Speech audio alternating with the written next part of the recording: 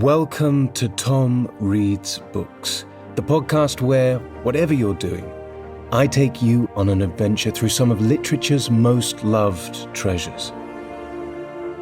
If you do enjoy the podcast, make sure to subscribe so that you never miss an episode, and also check out the Patreon at patreon.com/TomReadsBooks, where I release 2 exclusive episodes every week of a completely different book, full audiobook versions of all books read, and you can help choose future books for me to read. Now, though, I'd like to invite you to settle in, relax, and let me tell you a story.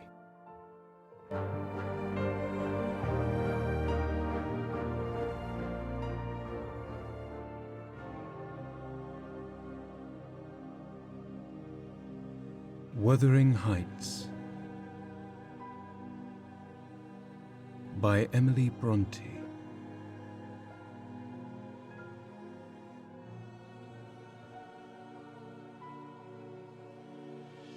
Chapter 3. While leading the way upstairs, she recommended that I should hide the candle and not make a noise, for her master had an odd notion about the chamber she would put me in, and never let anybody lodge there willingly. I asked the reason. She did not know, she answered. She had only lived there a year or 2, and they had so many queer goings-on, she could not begin to be curious. Too stupefied to be curious myself, I fastened my door and glanced round for the bed. The whole furniture consisted of a chair, a clothes press, and a large oak case with squares cut out near the top, resembling coach windows. Having approached this structure, I looked inside and perceived it to be a singular sort of old-fashioned couch, very conveniently designed to obviate the necessity for every member of the family having a room to himself. In fact, it formed a little closet, and the ledge of a window, which it enclosed, served as a table. I slid back the panelled sides, got in with my light, pulled them together again, and felt secure against the vigilance of Heathcliff and everyone else. The ledge, where I placed my candle, had a few mildewed books piled up in one corner, and it was covered with writing scratched on the paint. This writing, however, was nothing but a name, repeated in all kinds of characters, large and small. Catherine Earnshaw, here, and then varied to Catherine Heathcliff, and then again to Catherine Linton. In a vapid listlessness, I leant my head against the window, and continued spelling over Catherine Earnshaw, Heathcliff, Linton, till my eyes closed. But they had not rested 5 minutes when a glare of white letters started from the dark, as vivid as spectres. The air swarmed with Catherines, and rousing myself to dispel the obtrusive name, I discovered my candle wick reclining on one of the antique volumes and perfuming the place with an odour of roasted calfskin. I snuffed it out, and, very ill at ease, under the influence of cold and lingering nausea, sat up and spread open the injured tome on my knee. It was a testament in lean type and smelling dreadfully musty. A fly-leaf bore the inscription, Catherine Earnshaw, her book, and a date some 1/4 of a century back. I shut it and took up another and another till I had examined all. Catherine's library was select, and its state of dilapidation proved it to be very well used, though not altogether for a legitimate purpose. Scarcely one chapter had escaped a pen and ink commentary, at least the appearance of one, covering every morsel of blank that the printer had left. Some were detached sentences, other parts took the form of a regular diary, scrawled in an unformed childish hand. At the top of an extra page, quite a treasure, probably when first lighted on, I was greatly amused to behold an excellent caricature of my friend Joseph, rudely yet powerfully sketched. An immediate interest kindled within me for the unknown Catherine, and I began, forthwith, to decipher her faded hieroglyphics. An awful Sunday, commenced the paragraph beneath. I wish my father were back again. Hindley is a detestable substitute. His conduct to Heathcliff is atrocious. H and I are going to rebel. We took our initiatory step this evening. All day had been flooded with rain. We could not go to church, so Joseph must needs get up a congregation in the garret, and while Hindley and his wife basked downstairs before a comfortable fire, doing anything but reading their Bibles, I'll answer for it, Heathcliff, myself, and the unhappy ploughboy were commanded to take our prayer books and mount. We were ranged in a row on a sack of corn, groaning and shivering, and hoping that Joseph would shiver too, so that he might give us a short homily for his own sake. A vain idea. The service lasted precisely 3 hours, and yet my brother had the face to exclaim, when he saw us descending, "What, done already?" On Sunday evenings we used to be permitted to play, if we did not make much noise. Now a mere titter is sufficient to send us into corners. "You forget you have a master here," says the tyrant. "I'll demolish the first who puts me out of temper. I insist on perfect sobriety and silence. Oh, boy! Was that you? Francis, darling, pull his hair as you go by. I heard him snap his fingers." Francis pulled his hair heartily, and then went and seated herself on her husband's knee, and there they were, like 2 babies, kissing and talking nonsense by the hour. Foolish palaver that we would be ashamed of. We made ourselves as snug as our means allowed in the arch of the dresser.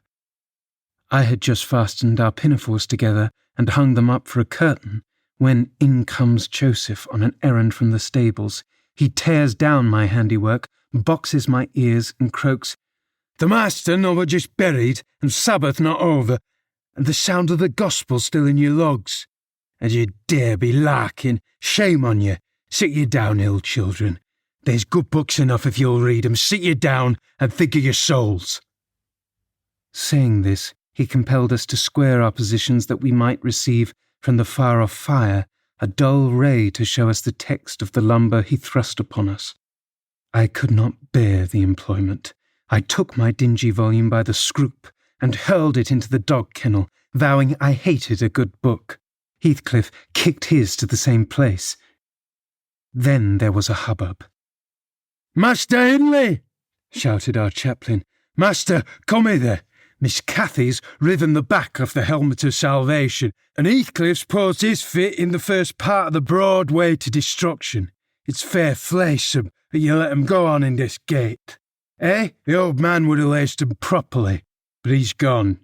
Hindley hurried up from his paradise on the hearth, and seizing one of us by the collar and the other by the arm, hurled both into the back kitchen, where Joseph, as variated, Old Nick, would fetch us as sure as we were living, and, so comforted, we each sought a separate nook to await his advent.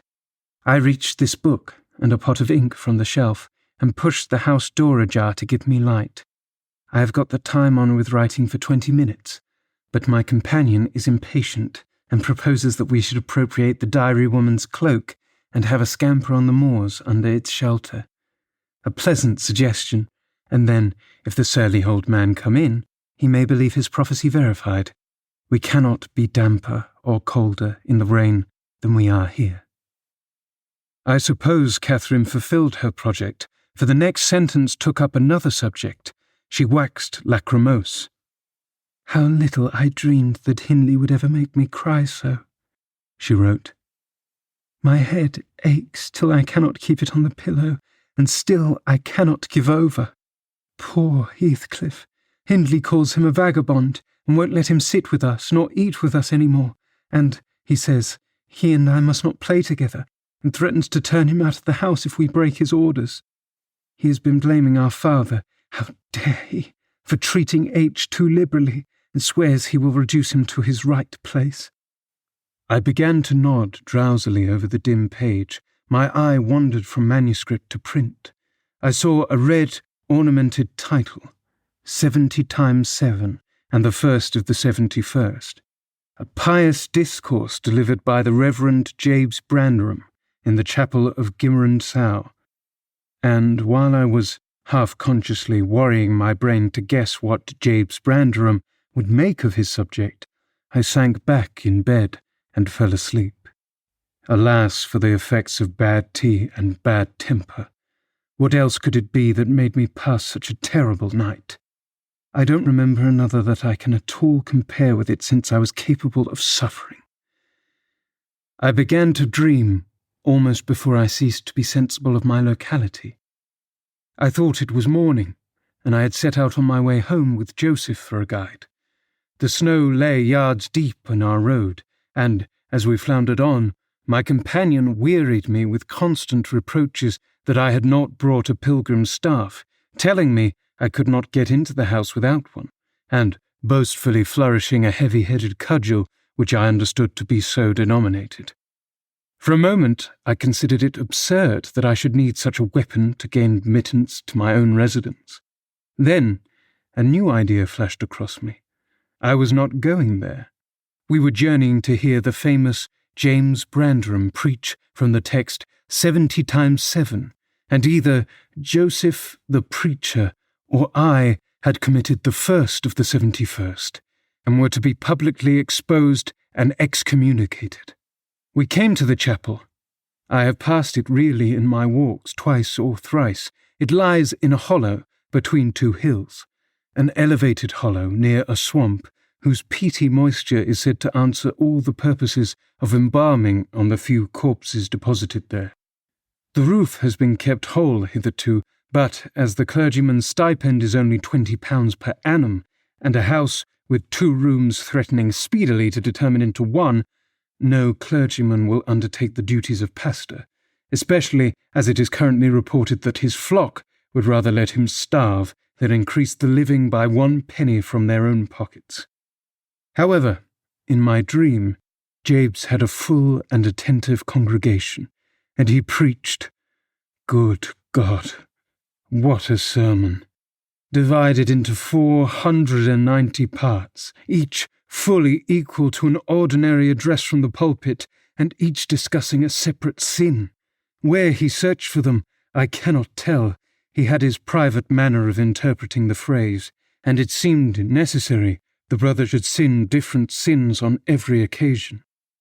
They were of the most curious character, odd transgressions that I never imagined previously. Oh, how weary I grew, how I writhed and yawned and nodded and revived, how I pinched and pricked myself and rubbed my eyes and stood up and sat down again and nudged Joseph to inform me if he would ever have done. I was condemned to hear all out. Finally, he reached the first of the 71st, and that crisis, a sudden inspiration descended on me. I was moved to rise and denounce Jabes Brandretham as the sinner of the sin that no Christian need pardon. "Sir," I exclaimed, "sitting here within these 4 walls at one stretch, I have endured and forgiven the 490 heads of your discourse. 70 times 7 have I plucked up my hat and been about to depart. 70 times 7 have you preposterously forced me to resume my seat. The 491st is too much. Fellow martyrs, have at him. Drag him down and crush him to atoms, that the place which knows him may know him no more." "Thou art a man," cried Jabes after a solemn pause, leaning over his cushion. 70 times 7 times didst thou gapingly contort thy visage. 70 times 7 times did I take counsel with my soul. Lo, this is human weakness. This also may be absolved. The first of the 71st is come, brethren. Execute upon him the judgment written. Such honour have all his saints." With that concluding word, the whole assembly, exalting their pilgrim staves, rushed round me in a body, and I, having no weapon to raise in self-defence, commenced grappling with Joseph, my nearest and most ferocious assailant, for his. In the confluence of the multitude, several clubs crossed, blows aimed at me fell on other sconces. Presently the whole chapel resounded with rappings and counter-rappings. Every man's hand was against his neighbour, and Brandram, unwilling to remain idle, poured forth his zeal in a shower of loud taps on the boards of the pulpit, which responded so smartly that, at last, to my unspeakable relief, they woke me. And what was it that had suggested the tremendous tumult, that had played James's part in the row? Merely the branch of a fir tree that touched my lattice as the blast wailed by and rattled its dry cones against the panes. I listened doubtingly an instant, detected the disturber, then turned and dozed and dreamt again, if possible, still more disagreeably than before. This time, I remembered I was lying in the oak closet, and I heard distinctly the gusty wind and driving of the snow. I heard also the fir bough repeat its teasing sound, and ascribed it to the right cause, but it annoyed me so much that I resolved to silence it if possible, and, I thought, I rose and endeavoured to unhasp the casement. The hook was soldered into the staple, a circumstance observed by me when awake but forgotten. I must stop it nonetheless, I muttered, knocking my knuckles against the glass and stretching an arm out to seize the importunate branch, instead of which my fingers closed on the fingers of a little ice-cold hand. The intense horror of nightmare came over me. I tried to draw back my arm, but the hand clung to it, and a most melancholy voice sobbed, "Let me in! Let me in!" "Who are you?" I asked, struggling meanwhile to disengage myself. "Catherine Linton," it replied, shiveringly. Why did I think of Linton? I had read Earnshaw 20 times for Linton. "I am come home. I had lost my way on the moor." As it spoke, I discerned, obscurely, a child's face looking through the window. Terror made me cruel, and finding it useless to attempt shaking the creature off, I pulled its wrists onto the broken pane, and rubbing it to and fro, till the blood ran down and soaked the bedclothes. Still it wailed, "Let me in," and maintained its tenuous gripe, almost maddening me with fear. "How can I said at length. "Let me go if you want me to let you in." The fingers relaxed. I snatched mine through the hole, hurriedly piled the books up in a pyramid against it, and stopped my ears to exclude the lamentable prayer. I seemed to keep them closed above a quarter of an hour, yet the instant I listened again, there was the doleful cry moaning on. "Begone!" I shouted. "I will never let you in, not if you beg for 20 years. "It's 20 years, mourned the voice. 20 years I've been away for 20 years. Thereat began a feeble scratching outside, and the pile of books moved as if thrust forward. I tried to jump up, but could not stir a limb, and so yelled aloud in my frenzy of fright. To my confusion, I discovered the yell was not ideal. Hasty footsteps approached my chamber door. Somebody pushed it open with a vigorous hand, and a light glimmered through the squares at the top of the bed. I sat, shuddering yet, and wiping the perspiration from my forehead. The intruder appeared to hesitate, and muttered to himself. At last he said in a half-whisper, plainly not expecting an answer, "Is anyone here?" I considered it best to confess my presence, for I knew Heathcliff's accents, and feared he might search further if I kept quiet. With this intention, I turned and opened the panels. I shall not soon forget the effect my action produced. Heathcliff stood near the entrance in his shirt and trousers, with a candle dripping over his fingers, and his face as white as the wall behind him. The first creak of the oak startled him like an electric shock. The light leaped from his hold to a distance of some feet, and his agitation was so extreme that he could hardly pick it up. "It is only your guest, sir," I called out, desirous to spare him the humiliation of exposing his cowardice further. I had the misfortune to scream in my sleep, owing to a frightful nightmare. I'm sorry I disturbed you." "Oh, God confound you, Mr. Lockwood. I wish you were at the—" commenced my host, setting the candle on a chair because he found it impossible to hold it steady. "And who showed you up to this room?" he continued, crushing his nails into his palms and grinding his teeth to subdue the maxillary convulsions. "Who was it? I've a good mind to turn them out of the house this moment." "It was your servant, Zillah," I replied, flinging myself on the floor and rapidly resuming my garments. "I should not care if you did, Mr. Heathcliff. She richly deserves it. I suppose she wanted to get another proof that the place was haunted, at my expense. Well, it is. Swarming with ghosts and goblins. You have reason in shutting it up, I assure you. No one will thank you for a doze in such a den." "What do you mean?" asked Heathcliff. "And what are you doing?" "Lie down and finish out the night, since you are here. But for heaven's sake, don't repeat that horrid noise. Nothing could excuse it unless you were having your throat cut. If the little fiend had got in at the window, she probably would have strangled me," I returned. "I'm not going to endure the persecutions of your hospitable ancestors again.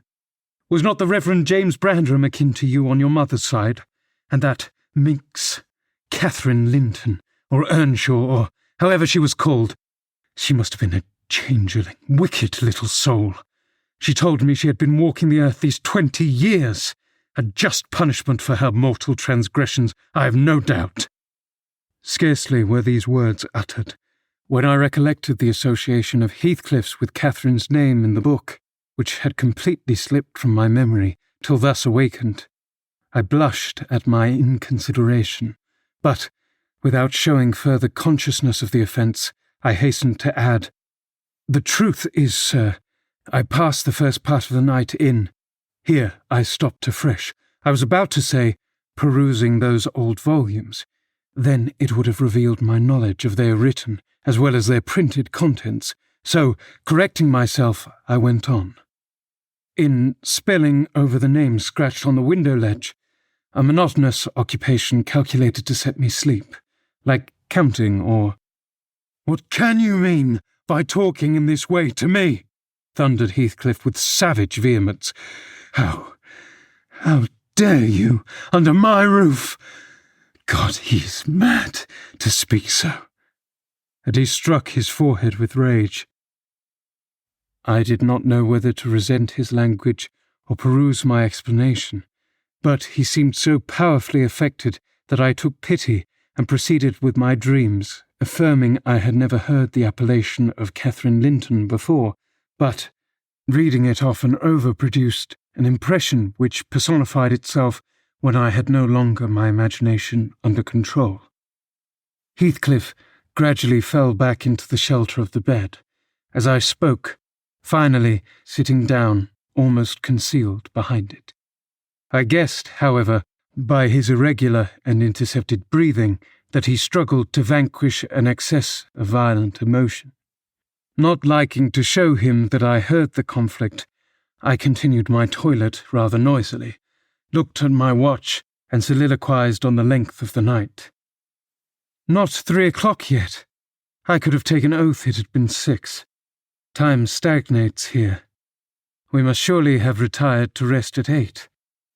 Always at 9 in winter, and always rise at 4, said my host, suppressing a groan, and, as I fancied, by the motion of his shadow's arm, dashing a tear from his eyes.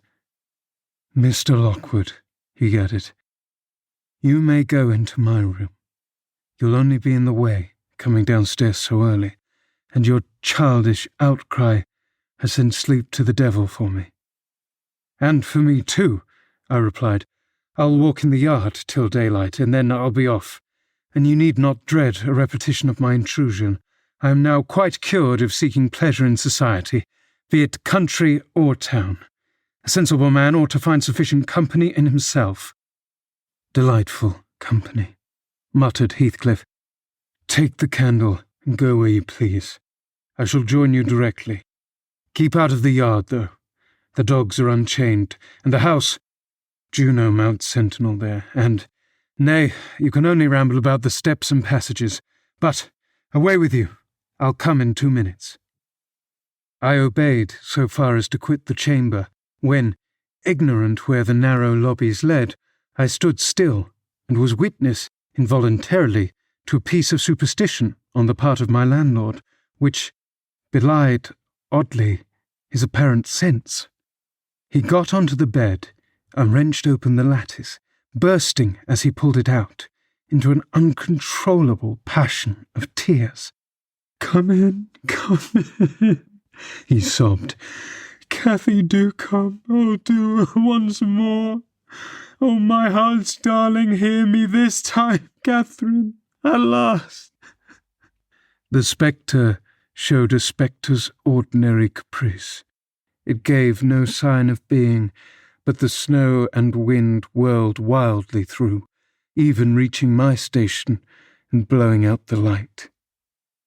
There was such anguish in the gush of grief that accompanied this raving that my compassion made me overlook its folly, and I drew off, half angry to have listened at all, and vexed at having related my ridiculous nightmare, since it produced that agony, though why was beyond my comprehension. I descended cautiously to the lower regions and landed in the back kitchen, where a gleam of fire, raked compactly together, enabled me to rekindle my candle.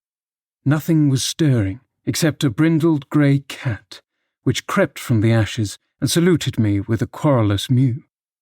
2 benches, shaped in sections of a circle, nearly enclosed the hearth. On one of these I stretched myself, and Grimalkin mounted the other. We were both of us nodding, ere anyone invaded our retreat, and then it was Joseph, shuffling down a wooden ladder that vanished in the roof through a trap, the ascent to his garret, I suppose.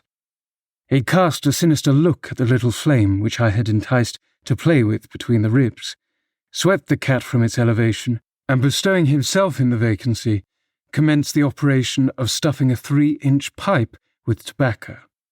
My presence in his sanctum was evidently esteemed a piece of impudence too shameful for remark.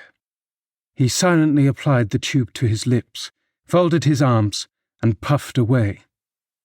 I let him enjoy the luxury unannoyed, and after sucking out the last wreath and heaving a profound sigh, he got up and departed as solemnly as he came.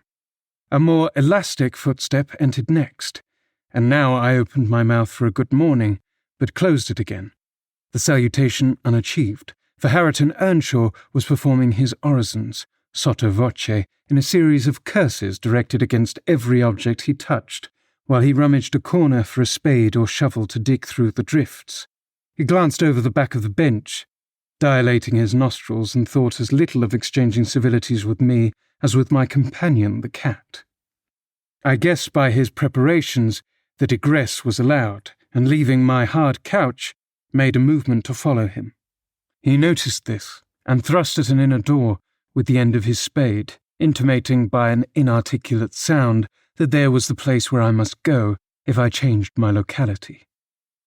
It opened into the house, where the families were already astir, Zillah urging flakes of flame up the chimney with a colossal bellows, and Mrs. Heathcliff kneeling on the hearth, reading a book by the aid of the blaze.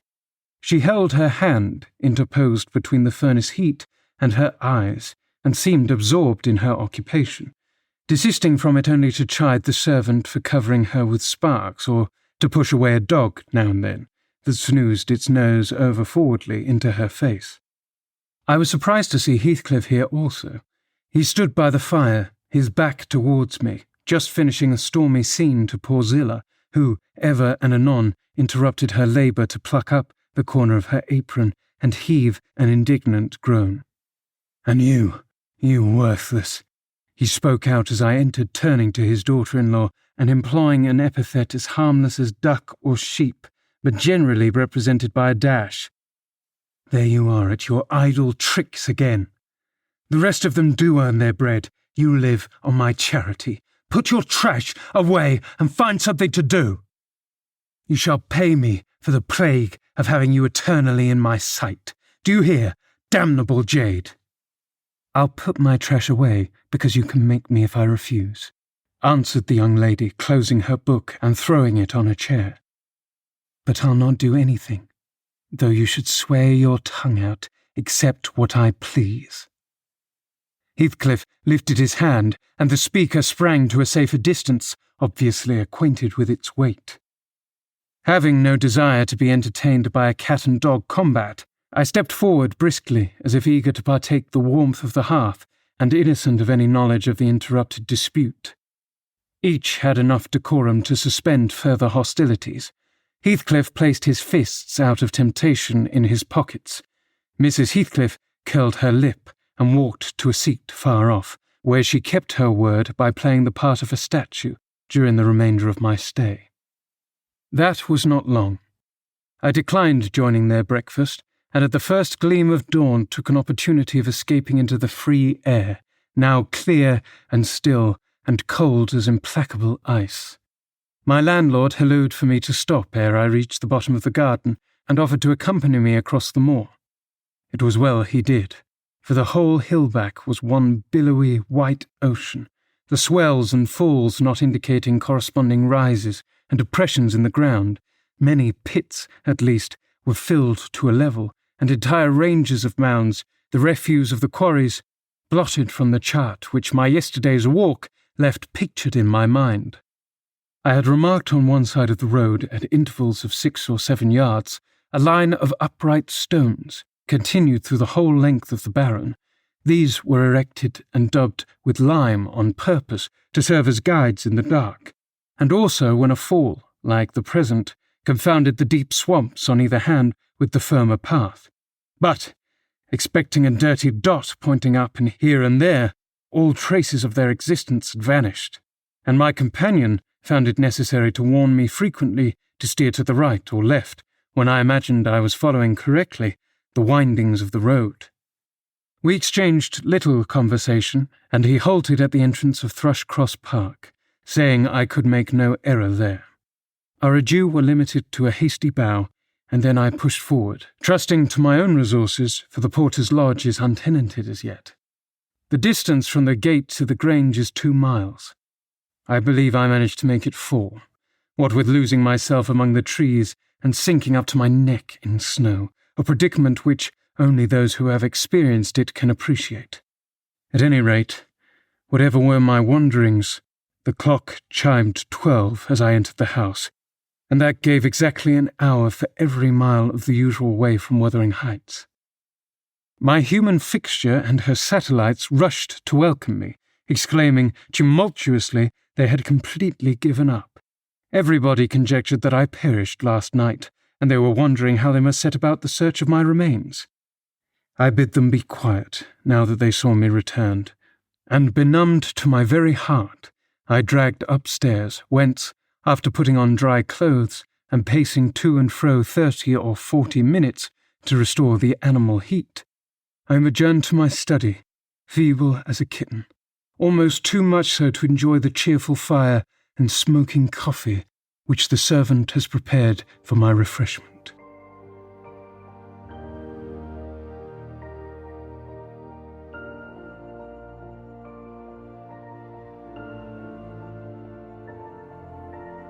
I hope you've enjoyed this episode of the Tom Reads Books podcast.